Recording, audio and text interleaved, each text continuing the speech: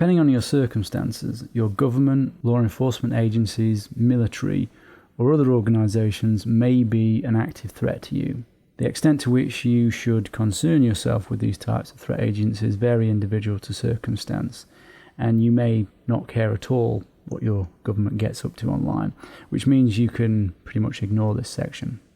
But you might, for example, be a political dissident opposing human rights violations in your country. You could be a homosexual in a country where that's a crime punishable by death, or a journalist with a sensitive package that you need to send, or just a regular concerned citizen who would like their activities and personal information to stay out of the hands of their government.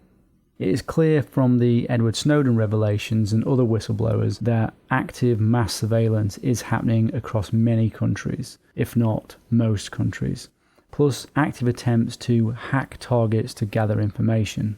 An agreement does exist between the United Kingdom, United States, Australia, Canada and New Zealand to cooperatively collect, analyse and share intelligence. This agreement is referred to as the UK-USA Agreement. These members are known as the Five Eyes. Their focus is to gather and analyse intelligence globally, which includes using the internet for mass surveillance. To avoid breaking domestic laws by spying on their own citizens, members instead monitor each other's citizens and share that intelligence with each other.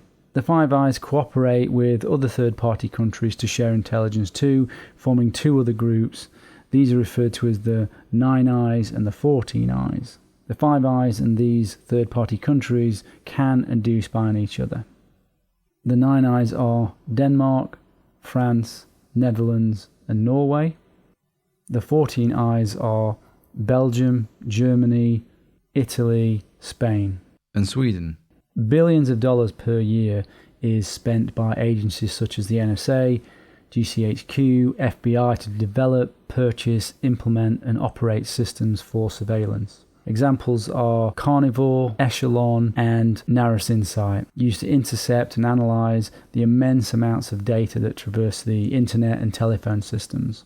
To give you some concrete examples of how this could include you, governments can listen in on your cell, satellite and mobile phones, use voice recognition to scan mobile networks, read your emails and text messages, censor web pages, track a citizen's movement using GPS or their mobile phone or the mobile network, and can even change email content while it's en route to you.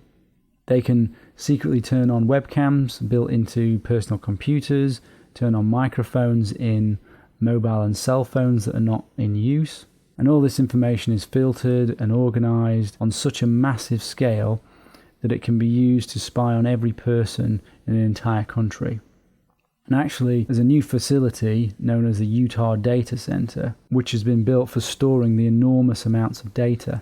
The planned structure provides 1 to 1.5 million square feet. It's projected to cost somewhere between $1.5 and $2 billion. The completed facility is expected to require 65 megawatts of electricity, costing about $40 million per year. An article by Forbes estimated the storage capacity as being between 3 and 12 exabytes.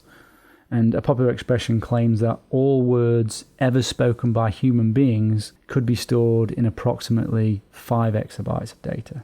According to Wired magazine, the data center is alleged to be able to process all forms of communication, including the complete contents of private emails, cell and mobile phone calls, and internet searches, as well as all types of personal data trails, parking receipts, travel itineraries, bookstore purchases, and other digital pocket litter.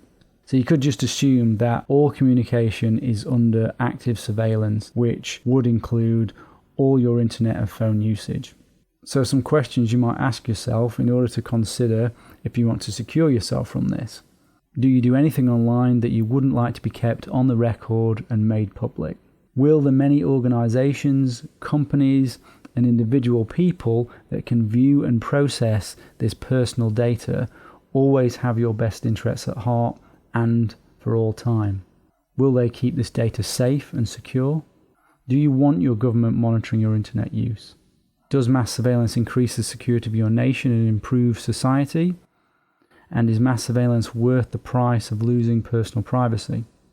Your opinions will vary, and so therefore will your requirements for the types of security you need to maintain your privacy online.